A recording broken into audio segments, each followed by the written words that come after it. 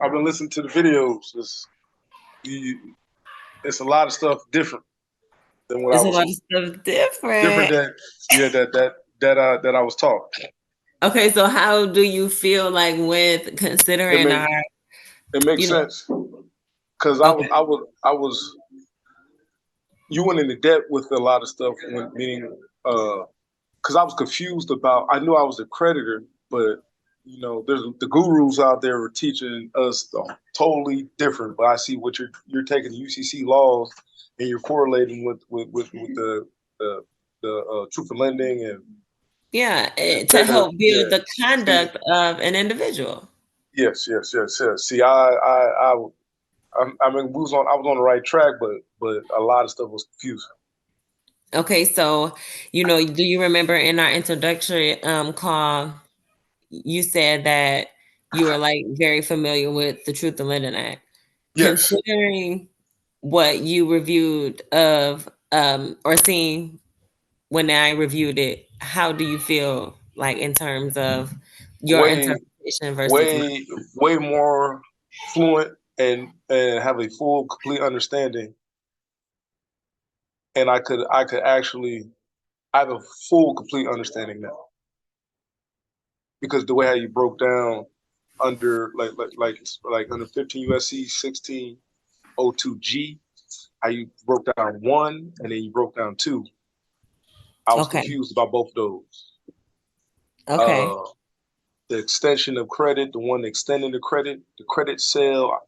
Nobody never explained it. And I took a lot of classes. I took a lot of people's stuff, of course. Nobody never broke down it.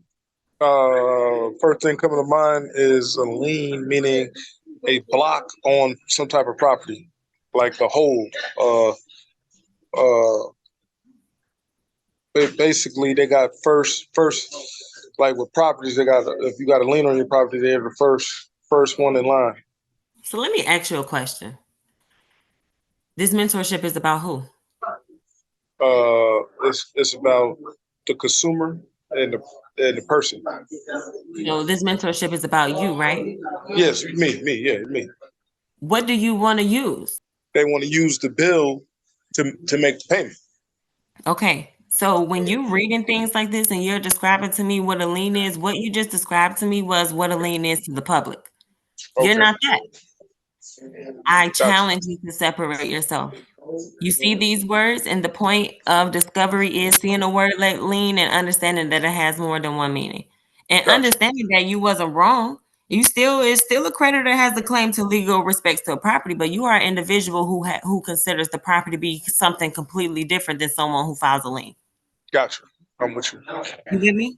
Yes, Okay. So what is a lien? A lien is a legal claim of a creditor in respects to property. So now you have to decide and discover what's property. Now, to a seller, if you go to a dealership, the property for them is the car. So you're instantly going to see a UCC1 financing statement describing that car.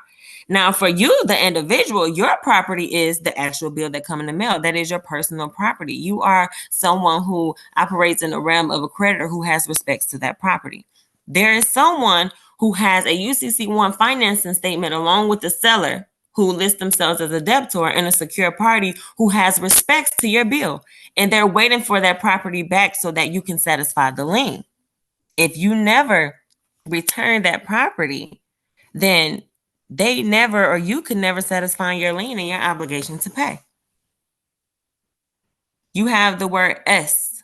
So I want you to know that that indicate that there's some people who have respects to property. We know that in one transaction, we're dealing with two forms of property. We have property that is considered things that are considered property in the common law aspect, and then we have things that is considered property according to the Uniform Commercial Code. Our gotcha, property is always going to be these documents. And whenever we're dealing with these documents, we have a respect to them. And we're going to be crediting them to another. We're always going to be extending that credit to another, always, because we have respects to this property. The person who we want to extend it to is the person who is involved in, our transaction, but you also have the option to include somebody who's not involved in that transaction. Then that's where you will have the battle of priority of lien. who filed this lien first. And 9 times out of 10, if you find a new creditor, they filed their lien after the original creditor. So priority would go to the original creditor. Gotcha. Okay. How you feel about So that? Do you so understand the difference? so in this class or mentorship, we Mhm. you teach it is cool to file UCC1s. We would never file it. We have no business filing a UCC1 financing statement when our documents is already perfected, security interest is already there. We have Gotcha. absolutely no reason to file UCC1 financing I statement. understand. I understand. There's a Any lot of people out company. there. There's a lot of people out there teaching that. No, you have a car contract right now, and you're able to go at the Secretary of State wherever you live or the jurisdiction is, and you're able to search the UCC financing statement of that seller, and you'll see them listed as a debtor and the bank listed as a secured party. They did that job. It's not for you to do anymore. You're actually left out of that business because as an individual, you do not enter into commerce at all. Gotcha. 100%. So, don't do Gotcha. it. They let you know of a lot of penalties and fines for filing those for, Oh no, false. I know. Buddy went to jail. How? In my opinion, they did all of the serious work. They did all of the hard work. They did all of the So things so that, what you so what you said that the actual financial institution is the what the debtor and the bank is no, the the seller, whoever you actually initiated your contract with, they're going to be the debtor, and the secure party is going to be the financing agency who accepted your promissory note. okay. So that's evidence that everything's been paid for all in That's itself, then basically. that is evidence of a public finance transaction. Yes, 100%. So you do not have to go and file a UCC1 financing statement when they have already made a public record that this public finance transaction has happened. Credit has been given. They filed it individually or as a whole. Like, No, they file it as soon as you get finished initiating that contract. well, I didn't know that. Yeah. I didn't. How you look that up? I was just about to say, can you see my screen? Yeah, I can see it. Um, I'll just in general, but when we get to your bills, then we Yeah, can get we'll do it later. I mean, I didn't know they did it. I didn't know because I listened to your call on YouTube and that was confused. Now you made it clear that we're Okay, not the cool. secure party or the. I'm on point now. You see See, I how they know. have an option for an individual organization to be the search of a debtor. You as Yeah, an individual, you're never going to find yourself as an individual being listed as a debtor unless you have a special situation going on. We're going to search the people who you're in business with. So let's say T-Mobile. I'm in Tennessee. I'm looking at the Tennessee right now. I searched so many people, but yeah. let's just see if you have to be 100% with your searching when you do search and go look on the filing sites because they are direct according to the filings.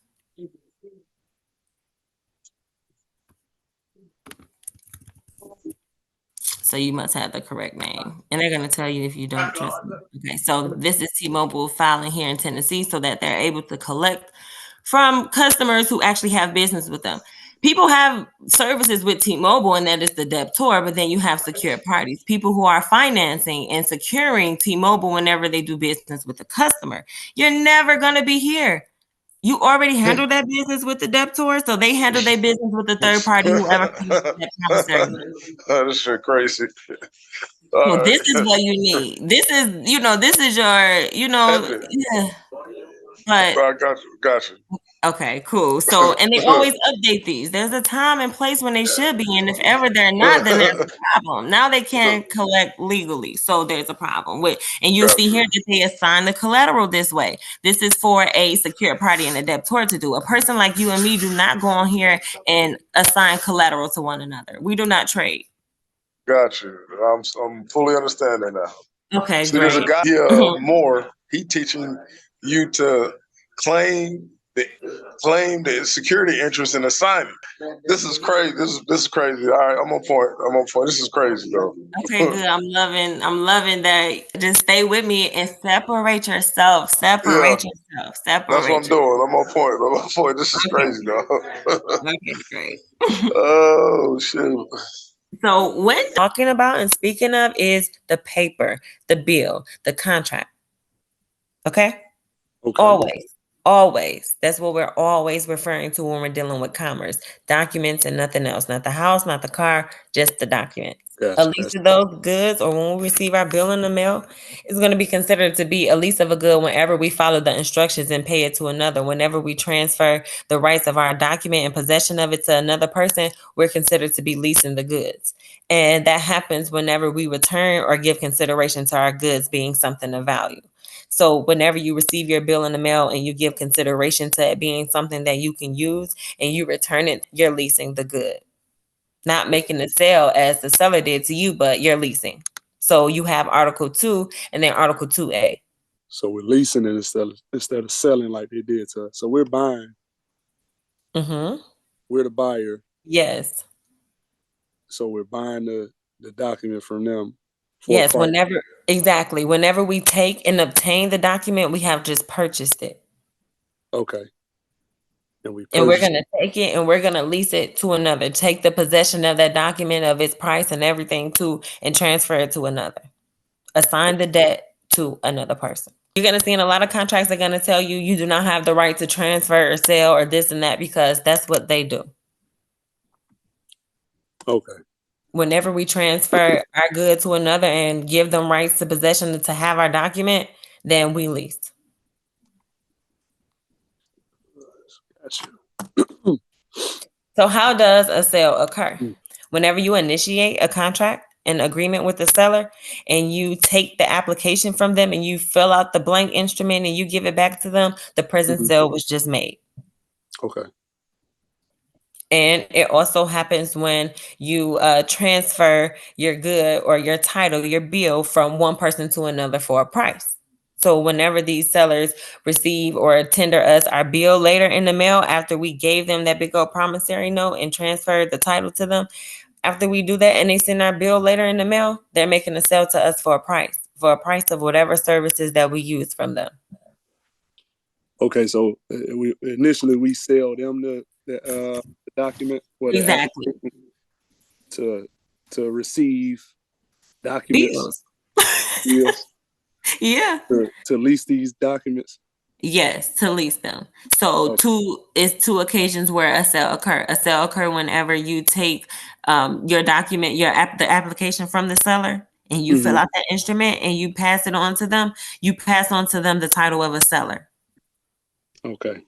When they send you your bill later in the mail, they're making a sale to you of that document. It's all the game. Okay, right. It's a fun little weird little game. Yeah. I can dig But it's gonna become clear, and that's what you're gonna. So you're gonna be distinguishing and being able to point out how many people is actually speaking on the contract, so you can see where you fall in that conversation. The merchant in that conversation is going to be. It's not going to be the seller. Okay.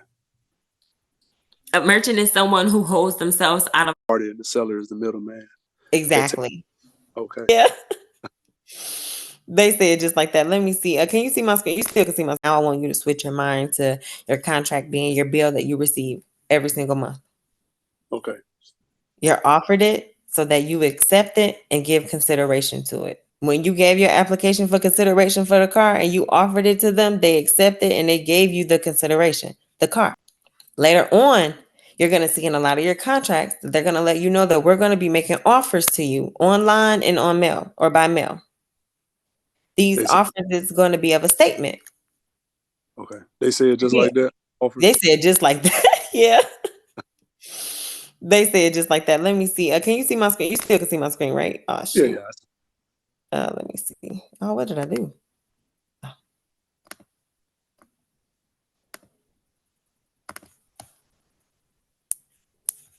Mm.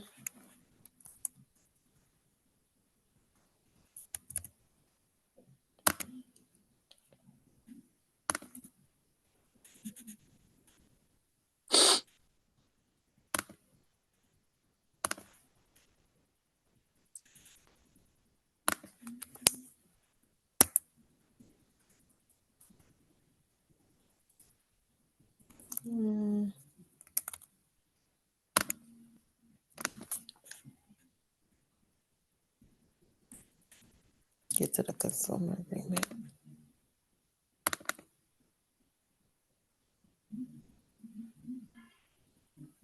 So here, they'll be making these offers to you by mail or online. What they're offering to you is your statement by mail or online. You see it? Yeah, I see it now. Oh, you wouldn't know that why if you know. That's wild. He's just like, yeah, I see it now. So Look, these bills, they're offering them to you for you to accept them so that you consider using them to perform to that contract. Use that loan document. We're going to get visual with a lot of things. And just like how we went to that contract agreement, I'm going to be showing you a ton of things, but you're going to be able to recognize, and words like offer is going to stick out to you more. Tender, delivery, statement, payment, all of these things, price is all going to start meaning something different to you. If you go to the dealership and they got this red car, whatever, however it look, you saying, I accept the offer. If you accept that offer, common law contracting requires that you accept exactly what you contracted to receive. So let's just look at this Capital One contract right here. This Capital One contract is for credit cards with an S. So two different things. Pricing, which is what you're going to accumulate as you use one credit card, and then a customer, something for you to use for credit with another goods. So the UCC fills that gap and it alters the contract that you have with the seller, and only the seller can modify the contract. We alter, they modify. Gotcha. Okay. UCC is the key. Overstanding that agreement is how you're going to enforce the contract, how you're going to enforce the bill. We're going to be using our agreements the agreements that you have with PennyMac. I know exactly how to pay your PennyMac. Hey. You're going to be looking at you're going to know too. You're going to look at that agreement and you're going to know exactly who you should be paying. Exactly who you should be paying. And you're going to have an address for them. Okay. Just in case you don't want to send it to PennyMac, you can send it directly to them. PennyMac gave you that option as having, or because you have common ownership with them.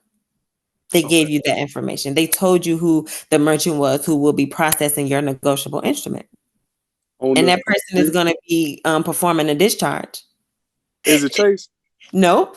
Why do you think it's Chase? Yeah, I ain't true.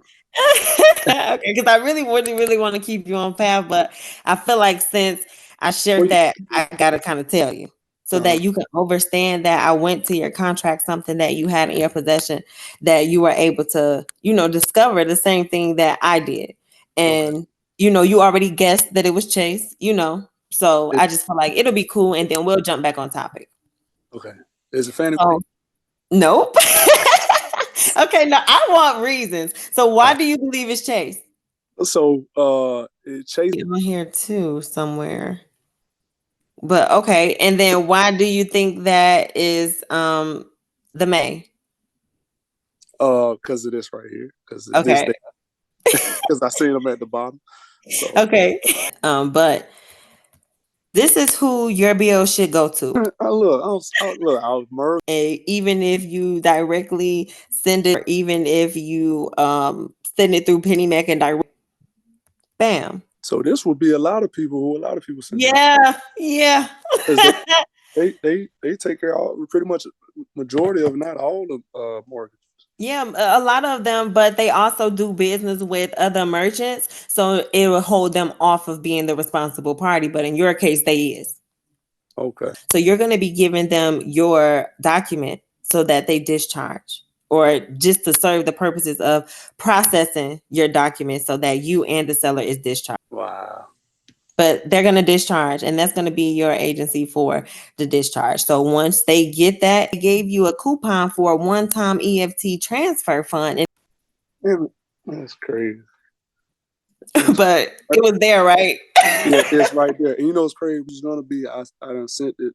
I done tried it because I wanted to kind of do it. I was going to hit you too. Like, come on, which one is it?